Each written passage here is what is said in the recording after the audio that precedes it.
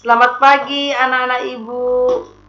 Shalom, apa kabar? Semoga kita dalam keadaan sehat.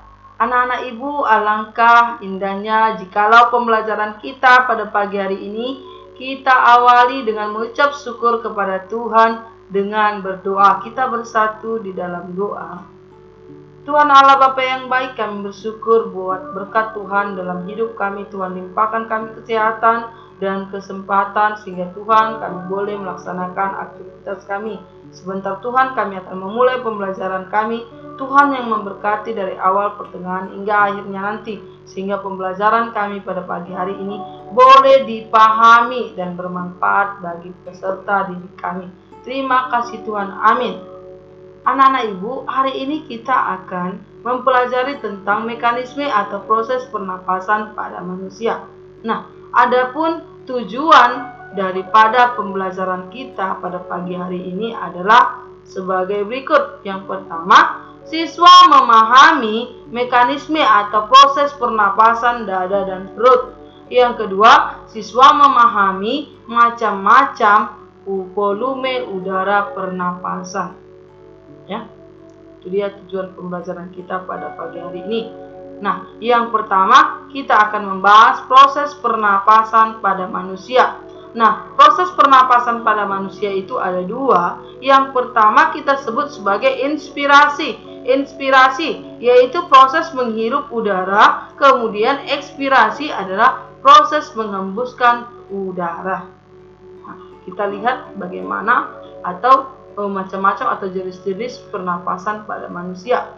Ya, macam-macam pernapasan manusia itu ada dua. Yang pertama pernapasan dada, yang kedua pernapasan perut. Nah, pernapasan dada. Pernapasan dada itu adalah pernapasan yang menggunakan otot antar tulang rusuk.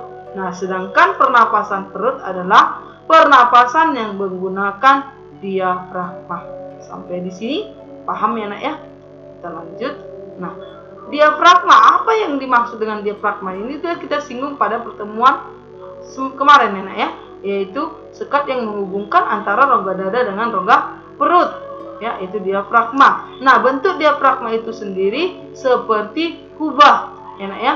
Nah, otot pernapasan utama adalah diafragma. Kita lihat pernapasan, mekanisme atau proses pernapasan dada dan perut.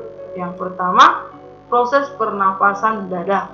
Nah, proses pernapasan dada ini kita bedakan menjadi dua, nak, yaitu tadi inspirasi menghirup dan ekspirasi mengeluarkan atau menghembuskan. Nah, bagaimana proses pernapasan pada dada? Lihat ini, ya, atau kita sebut dengan inspirasi tadi. Yang pertama, tulang rusuk, ya,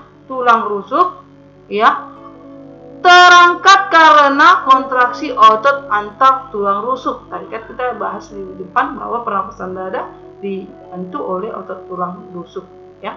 Nah, saat tulang rusuk itu berkontraksi, maka tulang rusuk terangkat karena kontraksi otot antar tulang rusuk. Ini dia berkontraksi ya.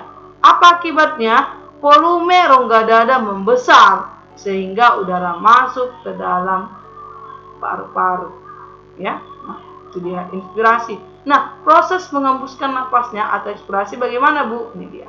Nah, saat tulang rusuk turun karena otot antar tulang rusuk berelaksasi, ya, berarti kembali ke bentuk semula ya, nak ya. Maka volume rongga dada akan mengecil, ya, sehingga udara terdorong keluar dari paru-paru. Itu dia perbedaan ya antara inspirasi dan ekspirasi atau proses ekspirasi dan inspirasi pada pernapasan dada. Paham ya? Kemudian mekanisme pernapasan perut ya yang dibantu otot diafragma. Nah, pada saat menghirup udara atau inspirasi ya, adapun prosesnya adalah sebagai berikut. Yang pertama, otot diafragma berkontraksi sehingga diafragma mendatar dan volume rongga dada membesar. Lihat ini, membesar dia volume rongga dadanya ya. Ya, kemudian ya udara akan masuk ke dalam paru-paru. Ya, itu dia. Kemudian proses menghembuskan napas atau ekspirasi. prosesnya yaitu otot diafragma relaksasi atau istirahat. Ya, ini kalau dia kontraksi bekerja. Nah, maka otot perut ya berkontraksi. Diafragma melengkung ke rongga dada sehingga volume rongga dada mengecil. Ya, maka udara keluar dari paru-paru. Itu dia proses ya ekspirasi pada pernapasan dada dan pernapasan perut. Ya. Nah, sekarang kita masuk macam-macam volume udara pernapasan. Yang pertama, volume tidal adalah udara yang dihirup dan dihembuskan dalam keadaan normal. Itu volume tidal itu sama dengan 500 cc. Kemudian yang kedua ada volume komplementer, yaitu udara yang masih dapat dimasukkan ke dalam paru-paru setelah inspirasi. Itu besarnya adalah 1500 cc. Kemudian volume suplementer, yaitu udara yang masih dapat dikeluarkan dari paru-paru secara maksimal setelah melakukan ekspirasi biasa. Sama ya nak, jumlahnya juga 1500 cc. Ya. Kemudian yang terakhir udara residu, yaitu udara yang tidak dapat dihembuskan lagi ya dan tetap berada di paru-paru. Itu sama dengan 1000 cc. Ya.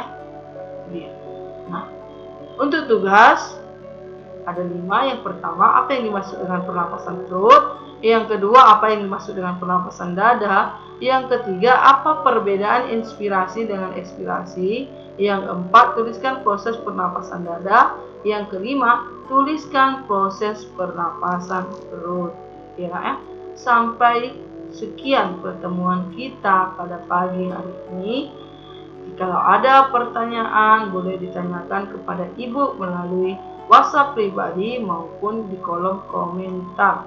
Sampai bertemu pada pembelajaran selanjutnya. Tetap semangat dan jaga kesehatan. Terima kasih atas perhatiannya. Salam.